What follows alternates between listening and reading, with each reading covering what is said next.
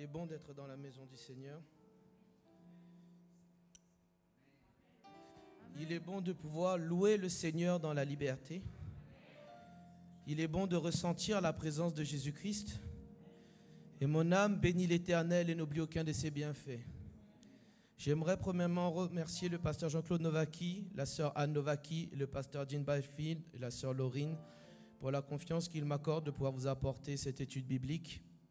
J'aimerais honorer les diacres, les prédicateurs et les anciens, et ainsi que vous, Église, que le Seigneur Jésus vous bénisse. Amen. Nous servons le Roi des rois et le Seigneur des seigneurs. Amen. Nous marchons dans la victoire, dans la venue du triomphe. Amen. Et nous allons continuer l'étude sur le livre de Jacques. Ce sera l'étude numéro 2. Elle se portera sur Jacques au chapitre 1, du verset 2 au verset 12. Et le titre de l'étude est « Transformer les épreuves en triomphe ». Amen. Transformer les épreuves en triomphe. Avant de commencer, nous allons courber nos fronts et demander au Seigneur qui nous parle ce soir. Père céleste, je bénis ton saint nom. Seigneur, je prie que tu nous visites, Seigneur, par ton esprit. Parle à ton peuple, Seigneur Jésus-Christ. Seigneur, mon Dieu, mon roi, tu es le chemin, la vérité et la vie. Seigneur, ta parole ne revient pas à toi sans avoir fait des faits et sans avoir accompli ses desseins. Je prie que ton onction, Seigneur, nous couvre, Seigneur, mon Dieu. Oint notre entendement, oint notre intelligence, oint nos cœurs, Seigneur, mon Dieu, mon roi. Et que ta volonté soit accomplie. Au nom de Jésus. Amen. Amen. Amen. La Bible est remplie d'exemples de personnes qui ont transformé leurs défaites en victoire, leurs épreuves en triomphe. Ces personnes sont passées de l'état de victime à celui de vainqueur. L'apôtre Jacques nous dit que le Seigneur Jésus-Christ désire que nous vivions les mêmes choses aujourd'hui. La Bible dit que Jésus-Christ est le même hier, aujourd'hui et éternellement. Si nos anciens ont marché dans la victoire, étaient des vainqueurs, nous aussi, aujourd'hui, Église, nous pouvons être des vainqueurs dans chacune des circonstances de notre vie. Quelles que soient les épreuves, qu'elles viennent de l'extérieur ou les tentations qui viennent de l'intérieur, par la foi en Jésus-Christ, nous avons la victoire. Et de cette victoire naîtra la maturité spirituelle. Si nous désirons transformer nos épreuves en triomphe, il nous faut obéir à 4 principes essentiels selon la parole de Dieu. Premièrement, verset 2, considérer ou regarder. Au verset 3, savoir. Du verset 4, verset 9 et verset 12, il nous est dit de laisser Dieu agir dans nos vies. Et ensuite, il nous est dit de demander. Du verset 5 au verset 8. Nous devons comprendre que ces 4 attitudes sont essentielles pour adopter et pour obtenir la victoire dans chacune des épreuves de notre vie. Premièrement, nous devons être joyeux. Deuxièmement, nous devons avoir un esprit doux et qui comprend. Troisièmement, nous devons soumettre notre volonté à celle du Seigneur Jésus-Christ. Et quatrièmement, nous devons avoir la foi et croire de tout notre cœur. Amen. Notre conception des événements détermine les conséquences et notre attitude va déterminer nos actes. Le Seigneur Jésus nous dit de nous attendre à connaître les épreuves dans nos vies. Il nous est dit, mes frères, quand vous passez par toutes sortes d'épreuves, considérez-vous comme heureux. Jacques 1 au verset 2. Ce n'est pas si vous passez par des épreuves ou si vous passez par toutes sortes d'épreuves, mais bien quand vous passerez toutes sortes d'épreuves. Nous allons avoir des épreuves dans notre vie. Nous ne devons pas être surpris de tomber dans la fournaise ardente. Le croyant qui s'attend à ce que la vie chrétienne soit facile subira un électrochoc dans sa vie. Car le Seigneur Jésus lui-même nous dit dans Jean, au chapitre 16 et au verset 33, « Vous aurez des tribulations dans ce monde, dans le monde. » Paul enseigne, car c'est par beaucoup de tribulations que nous allons entrer dans le royaume de Dieu. Acte 14 au verset 22. Nous devons réaliser que nous sommes le corps de Christ, que nous vivons en Christ, que nous sommes cachés en Christ, que ce n'est plus nous qui vivons, mais c'est Jésus-Christ qui vit en nous. Nous allons avoir des tribulations, nous allons avoir des épreuves, mais le Seigneur dit, prenez courage, car j'ai vaincu le monde. Nous devons comprendre et réaliser que dans chacune des épreuves que nous avons, nous devons prendre courage, car Jésus-Christ a vaincu le monde. Jésus-Christ a tout accompli sur la croix du Calvaire. Et c'est au pied de la croix que j'ai la victoire aujourd'hui, dans le nom puissant du Seigneur Jésus-Christ. Et bien plus, j'ai la victoire, parce que la vie du ressuscité est en moi. En Jésus-Christ, je suis vivant. En Jésus-Christ, je suis victorieux. En Jésus-Christ, j'ai la force de passer au travers des épreuves. Pourquoi? Parce que mon Dieu est avec moi. Et si mon Dieu est avec moi, alors qui sera contre moi?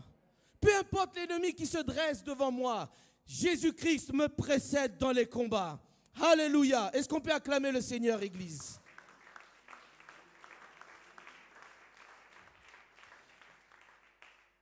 Shadrach, Meshach et Abednego n'ont pas été surpris de se retrouver dans la fournaise.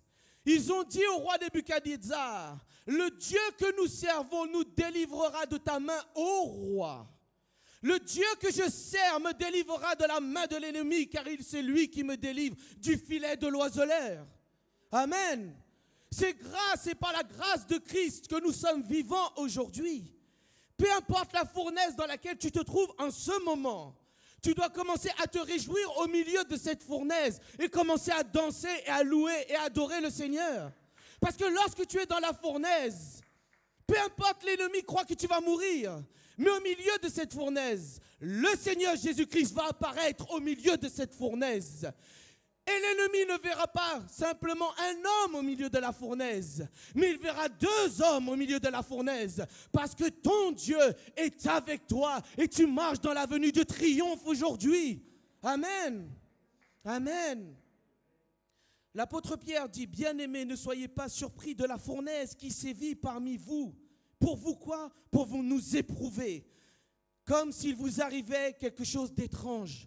Nous ne devons pas être surpris de tomber dans une fournaise, mais nous devons nous réjouir au milieu de la fournaise. L'ennemi vous attaque, les démons vous attaquent, le monde est contre nous. Mais c'est pourquoi notre vie est un combat, mais nous avons la victoire car tout a été accompli sur la croix du Calvaire. Amen.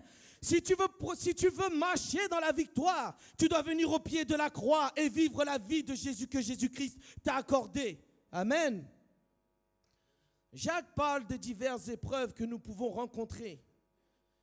Il ne parle pas d'un malencontreux accident ou bien d'une chose qui est rencontrée, qu'on peut avoir au travers de notre vie.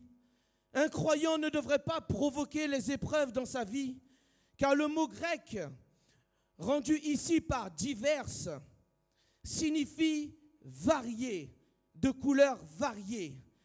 Pierre utilise le même mot dans 1 Pierre 1 au verset 6. Quoique vous soyez affligés par diverses épreuves. Les épreuves de la vie ne sont pas toutes les mêmes. Elles sont différentes. Elles ont des couleurs différentes, nous pourrons dire. Mais le tisserand se sert pour réaliser un superbe tapis. Vous savez, au travers de toutes les couleurs qu'il peut y avoir sur un tapis, laissez-moi vous dire que Dieu tissera votre vie avec les épreuves pour que vous soyez grand et fort en lui. L'épreuve n'est pas là pour vous terrasser, l'épreuve est là comme un marchepied pour vous rapprocher de Jésus-Christ. Amen. Pour que sa gloire soit manifestée dans votre vie et dans ma vie. Amen. Nous devons réaliser et nous abandonner au divin potier. Jérémie 18 du verset 1 au verset 10. Ne regardons pas les épreuves avec crainte, Mais laissons le Seigneur plutôt nous façonner au travers de ces épreuves, afin que nous soyons façonnés à son image et selon sa volonté. Amen. Mes bien-aimés, peu importe ce qui se passe, je veux être et je désire être façonné par le Seigneur Jésus-Christ. Je m'abandonne au divin potier afin que sa volonté soit accomplie dans ma vie. Je prie d'être façonné à l'image de Christ afin que la gloire de Jésus-Christ soit manifestée dans ma vie. Ça doit être le désir de chacun d'entre nous, d'être façonné par le Seigneur Jésus-Christ. Amen. Pour ressembler à Christ et être comme Christ et vivre Jésus-Christ chaque jour de notre vie. Amen. Le mot-clé considéré est traduit du mot grec ego emai, qui signifie regarder, évaluer. Paul utilise ce mot à plusieurs reprises dans Philippiens au chapitre 3. Lorsque Paul est devenu croyant, il a évalué sa propre vie et s'est fixé de nouveaux objectifs et de nouvelles priorités dans sa vie. Certaines choses dans nos vies doivent être ôtées de nos vies, car nos priorités ne sont pas les priorités de Dieu. Nos pensées ne sont pas les pensées de Christ. Nous devons être comme Paul. Laisser le Seigneur nous renouveler de son esprit afin de prendre des bonnes décisions et avoir des bonnes priorités dans notre vie. Ce qui peut être beau à nos yeux peut être un déchet devant les yeux de Dieu.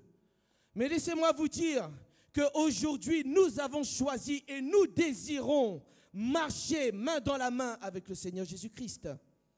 Amen. Face aux épreuves de notre vie, nous devons évaluer ces épreuves à la lumière de la parole de Dieu et au travers de la prière. Amen. Nous devons comprendre qu'un croyant sincère, rempli de foi, peut être heureux au travers des épreuves. Même au cœur de l'épreuve, tu peux te réjouir parce que ta vie est ancrée et concentrée sur le royaume de Dieu et sa justice. Matthieu 6 au verset 33. Et la Bible nous dit que le royaume de Dieu, c'est quoi? C'est la paix et c'est la joie dans le Saint-Esprit. Amen. Si nous avons la paix, nous pouvons avoir la paix car nous sommes dans le royaume de Dieu. Considérez que vous êtes dans la paix parce que vous êtes dans le royaume de Dieu. Recherchez la justice de Jésus-Christ. Amen. Et vous aurez la victoire au travers de vos épreuves. Parce que le Seigneur lui-même a dû endurer la croix. De même, il nous est dit que celui qui m'aime me suive et porte ça. Il y aura des épreuves, il y aura des difficultés. Mais celui qui prend le chemin de la croix, la voie de la croix, est sur le chemin étroit. Et il rentrera par la porte étroite qui le conduira où? À la vie éternelle. Amen. Merci Seigneur pour la croix. Merci Seigneur pour les épreuves que nous avons parce qu'elles nous font croître et nous donnent de la maturité spirituelle. Amen. Nous devons demeurer dans la parole de Dieu. Nous devons demeurer dans ses commandements afin que nous demeurons dans son amour. Alors le Seigneur dit que notre joie sera parfaite. Jean 15 au verset 11. Je dois demeurer dans les commandements de Christ. Je veux demeurer dans l'amour agapé de Christ. Et ma joie sera parfaite. Alléluia. Mes yeux doivent être remplis de foi. Mes yeux ne doivent pas regarder les circonstances qui se passent. Mes yeux doivent regarder au travers de la parole de Dieu et au travers de la croix. Je crois qu'une vie peut être transformée, peu importe les situations qu'elle traverse dans sa vie.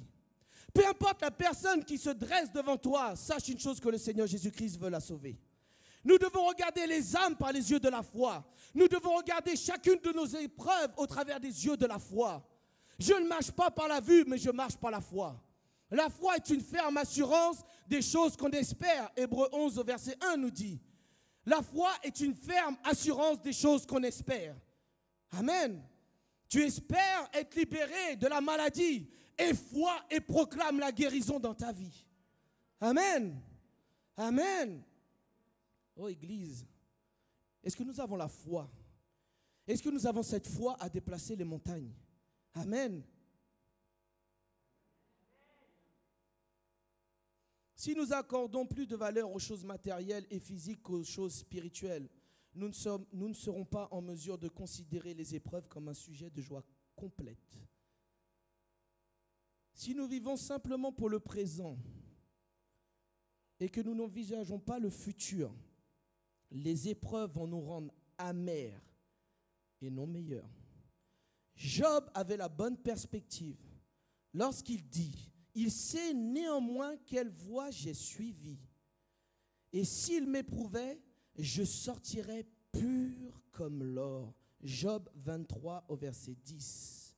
Les épreuves m'éprouvent. Et lorsque je sors de l'épreuve, je suis pur comme de l'or. Amen. Lorsque les épreuves surviennent, commencez immédiatement à louer et à remercier le Seigneur Jésus-Christ afin d'avoir une attitude positive dans votre vie. Ne faites pas semblant. Ne tentez pas de vous tromper vous-même. Regardez les épreuves avec les yeux remplis de foi. Notre conception des événements détermine leurs conséquences. Pour terminer dans la joie, je dois commencer dans la joie. Peut-être vous allez vous demander, comment peut-on se réjouir au milieu de l'épreuve? Le Seigneur nous parle et nous dit d'avoir un esprit doux, un esprit humble et un esprit qui se laissera façonner par le Seigneur Jésus-Christ. Au verset 3 de l'épître de Jacques, au chapitre 1, votre foi sera toujours mise à l'épreuve. Lorsque le Seigneur a appelé Abraham à vivre par la foi, l'épreuve, elle est venue pour affermir sa foi. Dieu nous met à l'épreuve dans le but de faire ressortir le meilleur qui est en nous. L'ennemi nous tente dans le but de faire ressortir ce qui est mauvais en nous, le vieil homme. Mais le vieil homme a été crucifié avec Christ. Il a été enseveli avec Christ. Amen. Et les choses anciennes sont passées. Voici, toutes choses sont devenues nouvelles. L'épreuve de notre foi prouve que nous sommes réellement nés de nouveau. L'épreuve sert à nous fortifier et à nous faire grandir. Le mot éprouver est étroitement lié au mot approuver. Pierre nous aide à saisir le concept lorsqu'il déclare afin que votre foi éprouvée bien plus précieuse que l'or périssable dans 1 Pierre 1,7. Nous devons réaliser que l'approbation de Dieu est plus précieuse que l'approbation des hommes. Vous devez avoir l'approbation de Dieu dans votre vie. Vous devez rechercher l'approbation de Dieu dans votre vie et non l'approbation d'un homme. Car cela prouvera l'authenticité de votre foi. Celui qui cherche et qui désire marcher avec Dieu aura l'approbation de Jésus-Christ. Et celui qui a l'approbation de Christ vit une foi authentique dans sa propre vie. Il marche dans une foi authentique et il marche dans une avenue de triomphe et de victoire. Amen. Parce que chacune des épreuves sera là pour vous fortifier et non pour vous détruire. Amen. Alors commençons plutôt à nous réjouir au milieu des épreuves. Amen. Tout ce qui se passe dans ce monde aujourd'hui, le Seigneur dit, levez vos yeux car votre délivrance approche. Votre rédemption approche. Le Seigneur est à la porte. Il y a des épreuves, mais je sais que ma destinée est la nouvelle Jérusalem et que le Seigneur me prendra avec lui lorsque la trompette sonnera. Amen. C'est pour ça que mes épreuves seront transformées en triomphe. Parce que mon Dieu est triomphant et il triomphera toujours au milieu des puissances de l'ennemi. Et rien ne pourra vous nuire, nous dit le Seigneur. Amen. Paul dit que nous savons que toute chose concourt au bien de ceux qui aiment Dieu. Il se passe certaines choses dans ta vie. Tu as certaines épreuves dans ta vie. Mais tout concourt au bien de ceux qui aiment Dieu et ceux qui sont appelés selon ses desseins.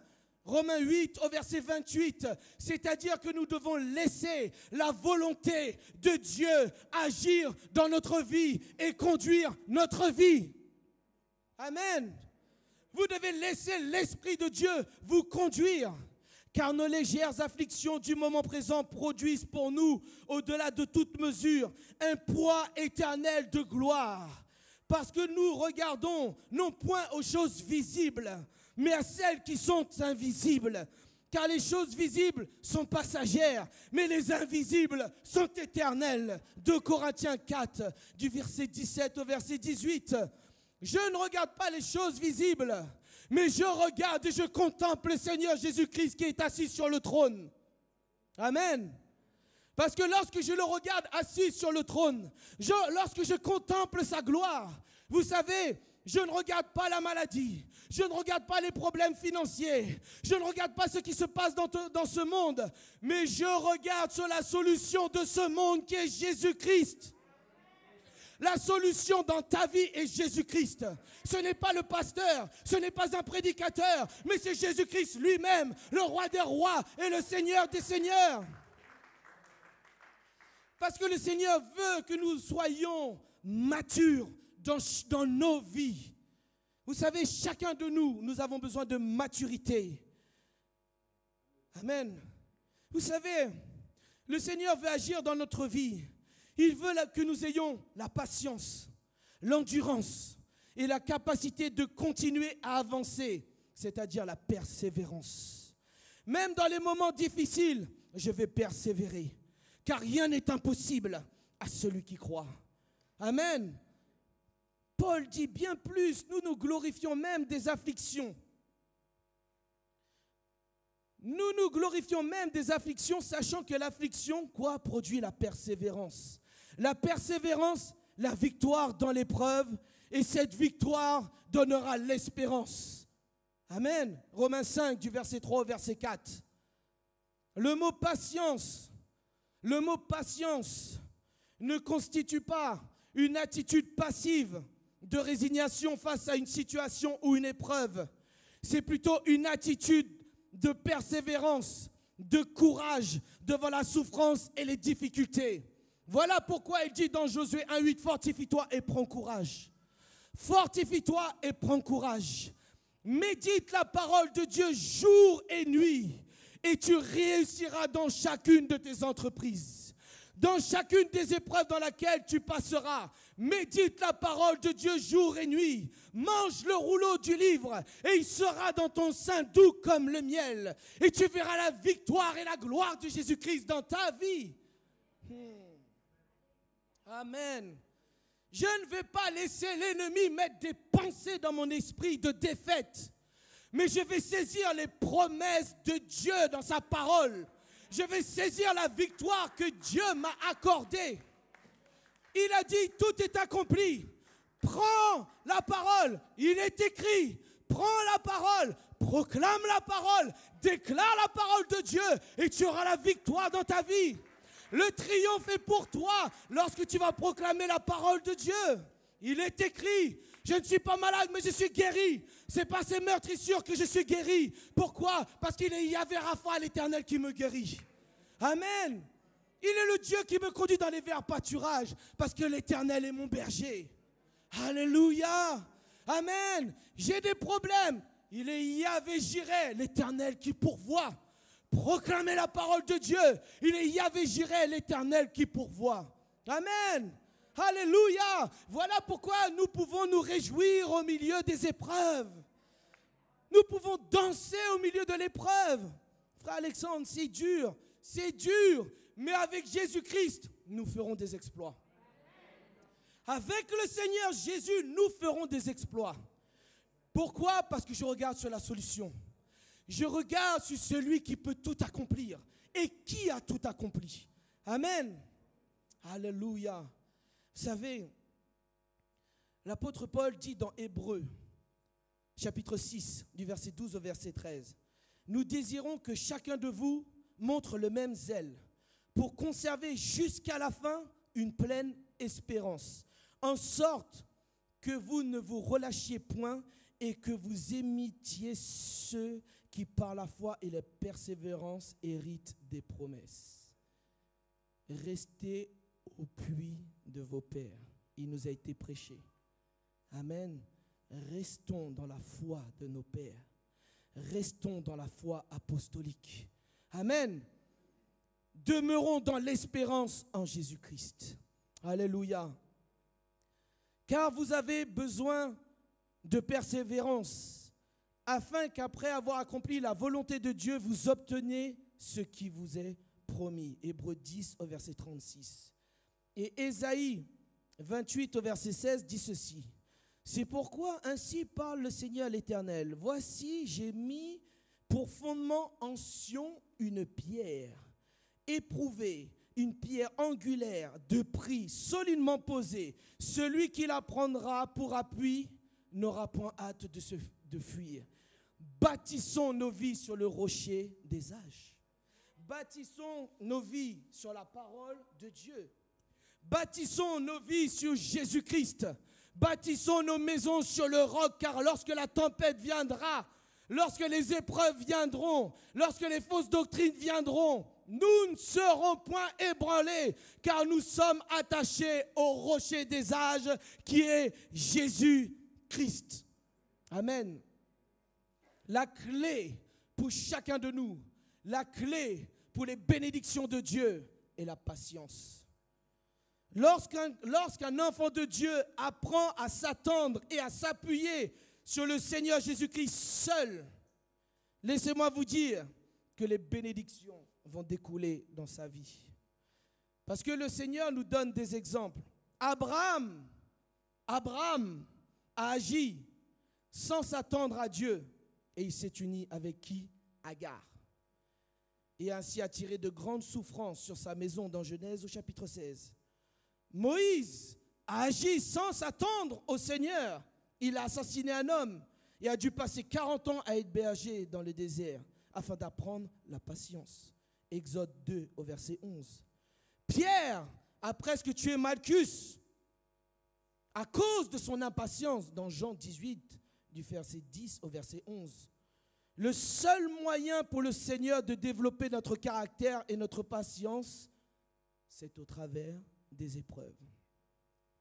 L'endurance et la persévérance ne s'apprend pas en lisant des livres chrétiens ou en écoutant simplement un beau sermon.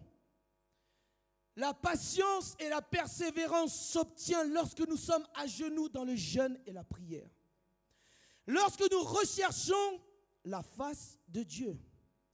Lorsque nous savons que le Seigneur nous dit de nous fortifier et de prendre courage et d'affronter les difficultés de la vie avec foi en Jésus-Christ. Nous devons obéir à la parole de Dieu. Lorsque nous ferons ceci, cela va former notre patience et notre caractère. En sachant cela, nous pouvons faire face aux épreuves, comment? Dans la joie. Et nous savons ce que les épreuves vont produire dans nos vies. La patience, la persévérance. Et tout cela sera pour glorifier le Seigneur Jésus-Christ seul. Amen.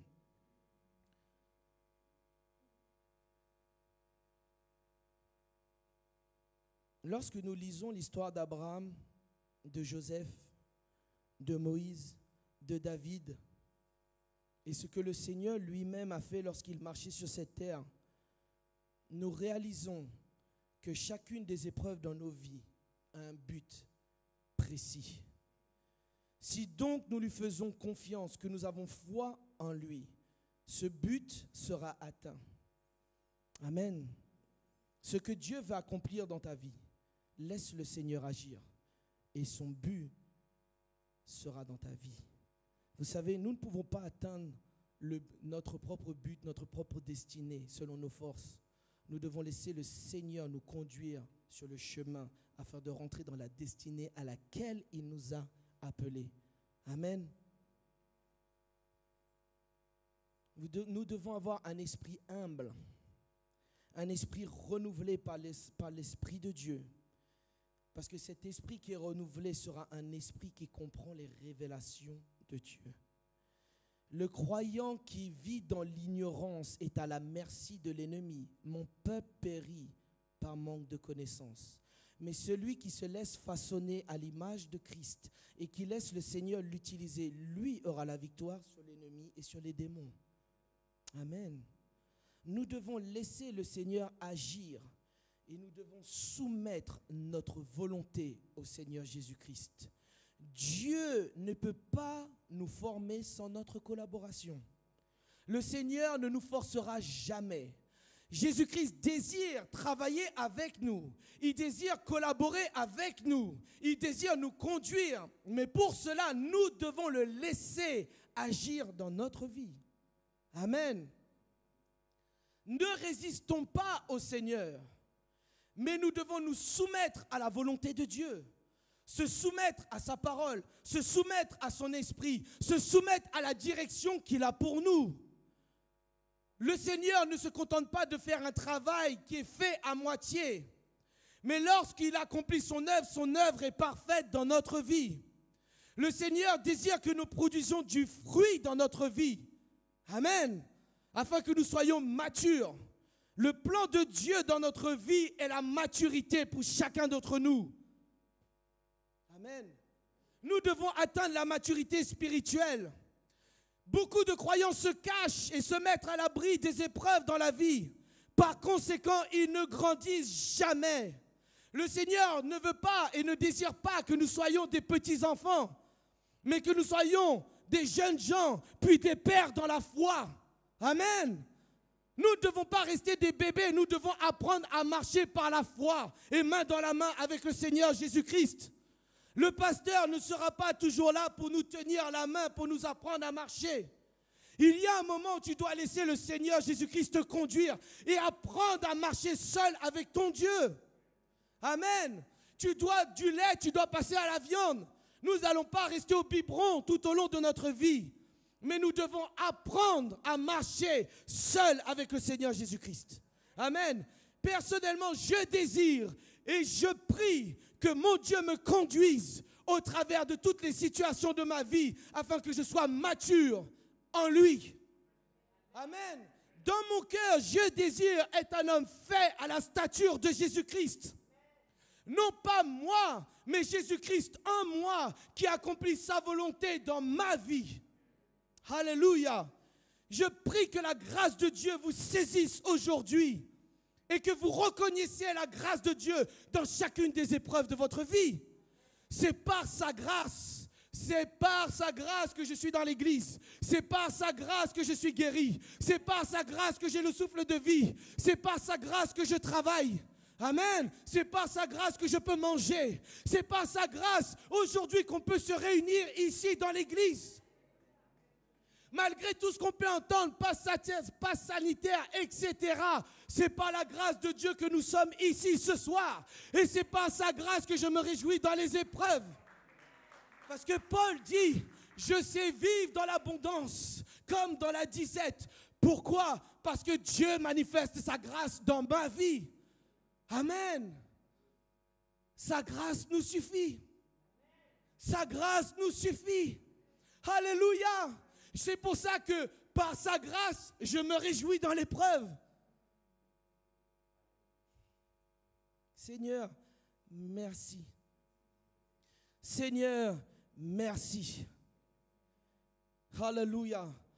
Le mot merci, vous savez, beaucoup de jeunes ne savent pas dire merci. Ils ne savent pas dire merci aujourd'hui. On ne sait pas remercier. Mais nous, en tant qu'enfants de Dieu, remercions le Seigneur Jésus-Christ pour sa grâce qui nous a été offerte. Et sa miséricorde que nous pouvons nous approcher du trône de la grâce. Alléluia. Est-ce qu'on peut acclamer le Seigneur? Mais je ne sais pas. Mais j'ai envie de glorifier mon Dieu. Je veux glorifier mon Dieu. Je veux que Jésus-Christ se manifeste dans ma vie afin que ce pays soit sauvé. Amen. Nous serons éprouvés, mais nous aurons la victoire et nous verrons le réveil dans notre pays. Nous verrons le réveil dans notre pays. Amen. Chrétiens, attachez-vous à la croix, attachez-vous à l'autel. Alléluia. Accrochez-vous à la croix et accrochez-vous à l'autel. Mourons sur l'autel des sacrifices. Amen. Parce que c'est la chair qui répond aux épreuves. Lorsque nous sommes charnels, nous allons voir les épreuves d'une manière charnelle. Mais lorsque nous marchons par l'esprit, la Bible nous dit que le fruit de l'esprit, c'est l'amour, la paix, la joie, la bonté, la bienveillance, la miséricorde. Vous savez, le fruit de l'esprit doit se manifester dans la vie de chaque chrétien au travers des épreuves que vous allez avoir dans votre vie. Cela prouvera et démontrera que nous marchons par l'esprit et que nous avons l'approbation de Dieu dans nos vies. La vie n'est pas un long fleuve tranquille comme on peut entendre. Dans la vie, il y a des problèmes. Dans la vie, il y a des épreuves. Mais dans la vie, en Jésus-Christ, je marche dans le triomphe. Amen. Alors nous devons laisser le Seigneur agir. Laissez le Seigneur accomplir sa volonté et soumettez-vous à la volonté parfaite de Dieu. Amen. Le Seigneur ne travaillera jamais sans votre consentement. Nous devons lui soumettre toute notre volonté. Toute notre volonté. Les personnes matures ne s'opposent pas à la volonté de Dieu, mais l'acceptent avec foi et obéissent avec joie. Amen. Mais comme des serviteurs de Christ, qui font de bon cœur la volonté de Dieu, nous dit Éphésiens 6, au verset 6. Si nous tentons de surmonter les épreuves sans nous soumettre au Seigneur, nous serons au bout du compte plus semblables à des enfants immatures qu'à des adultes matures en Jésus-Christ. Amen. Amen. Nous devons être sevrés. Nous devons grandir. Amen. Vous savez, ce sont des étapes qui sont difficiles dans la maturité. Le sevrage est une étape vers la maturité et la liberté en Jésus-Christ. C'est bon pour l'enfant. Parfois, Dieu doit sevrer ses enfants de leurs jouets et de leurs attitudes puériles. David décrit ce processus dans le psaume 131 au verset 2. « Loin de là, j'ai l'âme calme et tranquille, comme un enfant sevré qui est auprès de sa mère. J'ai l'âme comme un enfant sevré. » Jésus se sert des épreuves pour nous sevrer des choses puériles de ce monde. Le Seigneur se sert des épreuves pour nous sevrer des choses puériles de ce monde. N'aimez point le monde, ni les choses qui sont dans le monde. 1 Jean 2 au verset 15. Nous devons réaliser ceci, que tu sois riche ou que tu sois pauvre. Le statut social, vous savez, le statut social, beaucoup de gens s'arrêtent sur le statut social d'une personne. Mais peu importe que tu sois riche ou que tu sois pauvre, tu dois regarder ta richesse en Jésus-Christ. Amen. Ne regardons pas le statut social d'une personne en disant que cette personne est bénie. Regardez la richesse que vous avez au travers de la parole de Dieu. Toutes les richesses de ce monde sont puériles, mais cette richesse est éternelle. Cette richesse vous conduit au ciel. Amen. Ne cherchez pas les gens qui ont des belles voitures, des belles maisons ou quoi que ce soit. Recherchez le royaume de Dieu et sa justice. Et toutes choses vous seront données par-dessus tout. Ma richesse est dans la parole de Jésus-Christ. La vie éternelle est dans la parole de Jésus-Christ. Amen. Et c'est pour ça que la seule chose que je regarde, c'est Jésus-Christ, mon Seigneur, qui est assis sur le trône. Amen. Les hommes riches eux-mêmes délaissent leur richesse lorsqu'ils marchent par la foi et regardent leur richesse dans la parole de Dieu. Vous savez, l'or et toutes ces choses qu'il y a, que nous avons, ce sont la teigne et la rouille. Mais ceci est éternel et nous conduit dans le royaume de Dieu et dans la nouvelle Jérusalem. Je prie le Seigneur que chacun de vous ce soir mange la parole de Dieu jour après jour. Je vais vous donner un exemple. Lorsqu'on vous prescrit des antibiotiques, vous le prenez matin, midi et soir. Oui ou non? lorsqu'on vous prescrit des médicaments, on vous les prescrit certainement matin, midi et soir. Amen. Amen. Tu veux ton médicament pour ton âme. Ce n'est pas des antidépresseurs. C'est la parole de Dieu matin, midi et soir. C'est la parole de Dieu matin, midi et soir. Parce que c'est là que le matin, je vais triompher dans les épreuves. À midi, je vais triompher dans les épreuves. Et le soir, je vais triompher dans l'épreuve et dormir sur ma couche, la tête tranquille.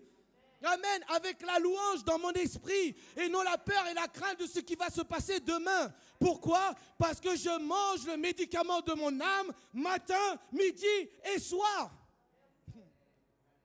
Amen. Demandez et ayez foi en Jésus-Christ. Demandez et vous recevrez, nous dit la parole de Dieu. Amen. Vous savez, lorsque Jacques écrivait cette lettre, les chrétiens éprouvaient des difficultés en ce qui concerne la prière. Comment devons-nous prier dans les difficultés? Demandez la sagesse au Seigneur, au verset 5. Demandez la sagesse. Demandez la sagesse. Amen. Amen. Lorsque nous avons la sagesse divine, la crainte de l'Éternel est le commencement de la sagesse. La crainte de l'Éternel est le commencement de la sagesse. Commençons par avoir la crainte de l'Éternel. Révérons le Seigneur Jésus-Christ. Approchons-nous devant lui avec humilité et demandons-lui la sagesse et il la donnera. Le Seigneur donnera la sagesse à quiconque lui demandera. Amen.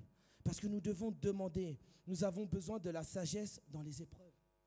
Demandez au Seigneur dans cette épreuve. Seigneur, qu'est-ce que tu veux que j'apprenne dans cette épreuve?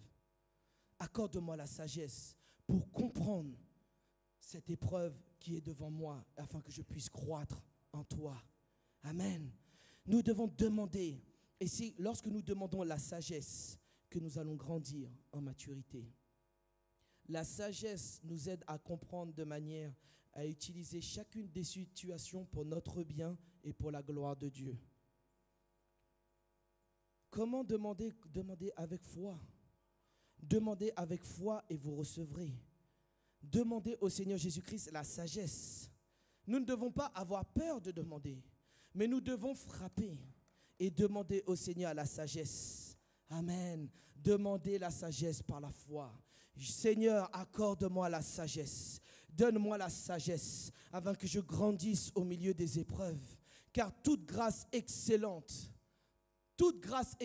nous est donnée par le Père des Lumières, en qui il n'y a ni changement, ni ombre de variation.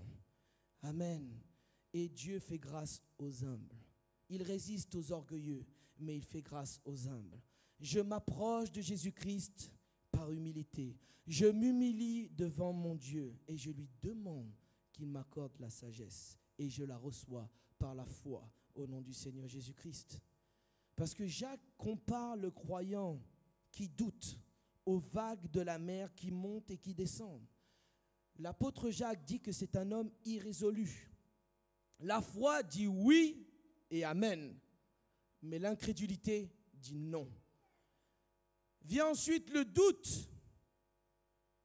Le doute vient et nous disons non.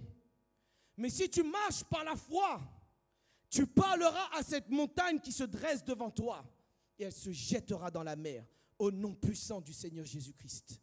Nous devons avoir la foi et être résolus dans notre marche avec Jésus-Christ. La parole de Dieu est oui et amen. La parole de Dieu est oui et amen. Je suis sauvé, oui et amen. Je suis libre, oui et amen.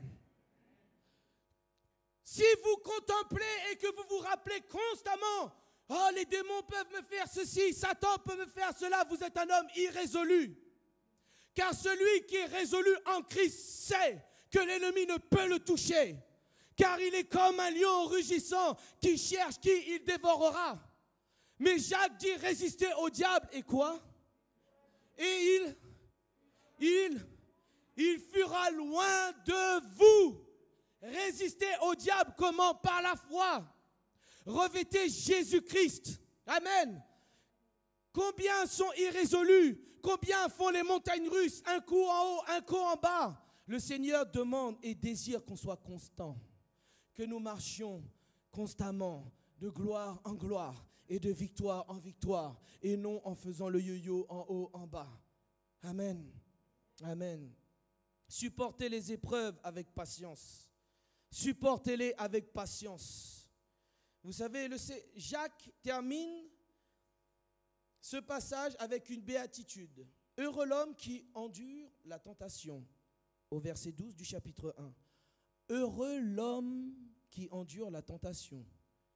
Et si nous regardons au verset 2 ce qui nous est dit, il est dit ceci, au verset 2, mes frères, quand vous passez par toutes sortes d'épreuves, considérez-vous comme heureux. Il nous dit de nous considérer comme heureux au travers des épreuves. Et il conclut, heureux l'homme qui endure la tentation. Il a commencé avec la joie et il termine avec la joie. Notre conception des événements détermine les conséquences dans notre vie. Si je commence par la joie, je finirai dans la joie. Amen. Alléluia. En nous levant ce soir.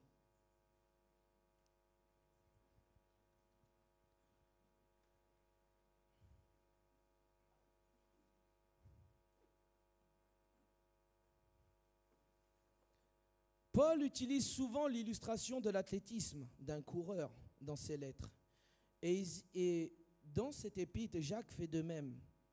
Il ne dit pas que le pécheur est sauvé parce qu'il a enduré les épreuves, mais qu'il sera récompensé pour avoir enduré les épreuves. De quelle manière sera-t-il récompensé? Premièrement, en devenant semblable au Seigneur Jésus-Christ. Et cela vaut plus que tout sur cette terre, d'être comme Christ. Et deuxièmement, il recevra la couronne de vie que Jésus-Christ lui donnera. Amen. D'abord la croix. D'abord la croix. Ensuite la couronne. Si on ne passe pas par la croix, il n'y a pas de couronne. Nous devons mourir à la croix et laisser la vie du ressuscité nous conduire. Et nous hériterons de la couronne lorsque nous serons là-haut. Amen. Je veux mourir au pied de la croix. Vous savez quoi? Lorsque ma chair sera morte, je ne verrai plus les épreuves. Ma chair ne pourra plus répondre à ce qui se passera devant moi parce qu'elle est morte. Et c'est Jésus-Christ qui vit en moi. Amen. Soyez la motivation, ayez l'amour les uns pour les autres. Si nous aimons le Seigneur, nous nous aimerons les uns les autres. Jacques dit à ceux qui l'aiment, si nous aimons le Seigneur, lorsque tu aimes, par exemple, mon épouse, j'aime mon épouse et j'essaye de faire le meilleur pour qu'elle soit comblée. De la même façon, si nous aimons le Seigneur, nous allons appliquer sa parole dans nos vies. Amen. Afin d'être doux et agréable à ses yeux. Alléluia. L'amour est la puissance spirituelle qui agit derrière tous les principes que Jacques nous a énoncés. Considérer, savoir, laisser Dieu agir et demander. Amen. Ce soir, je ne sais pas par quoi tu passes. Je ne sais pas quelle situation dans laquelle tu es.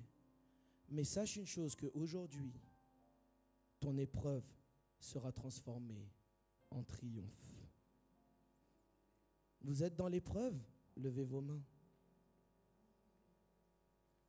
Vous savez, il n'y a pas de honte à lever nos mains. Il n'y a pas de honte à être dans l'épreuve. Mais Seigneur, je réalise aujourd'hui que toutes les épreuves qui sont devant moi seront transformées en triomphe si je laisse et je garde mes yeux fixés sur toi. Amen. Seigneur mon Dieu, tu vois ton peuple, tu vois les mains élevées, Seigneur, devant ton trône de grâce. Seigneur, je prie, Seigneur, ce soir que tu agisses puissamment dans la vie de mes frères et de mes sœurs.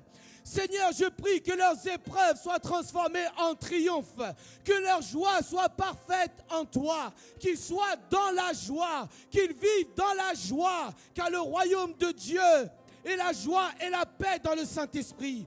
Seigneur, renouvelle de ton esprit. Renouvelle-nous, Seigneur, de ton esprit. Seigneur, mon Dieu, car chaque épreuve nous rapprochera de toi. Seigneur, aide-nous à grandir. Nous voulons, Seigneur, et nous désirons croître en toi. Seigneur, nous désirons être matures en toi. Seigneur, aide-moi. Pardonne-moi mes faiblesses. Et Seigneur, je veux m'accrocher à la croix. Je veux demeurer au pied de la croix. Je veux mourir à la croix pour marcher dans la vie de Jésus-Christ. Marcher dans la puissance de la résurrection qui fera que chacune de mes épreuves seront transformées en triomphe. La parole de Dieu est oui et amen. Si tu reçois la parole, dis oui et amen. Alléluia. Alléluia. Alléluia. Acclamons le Seigneur, Église.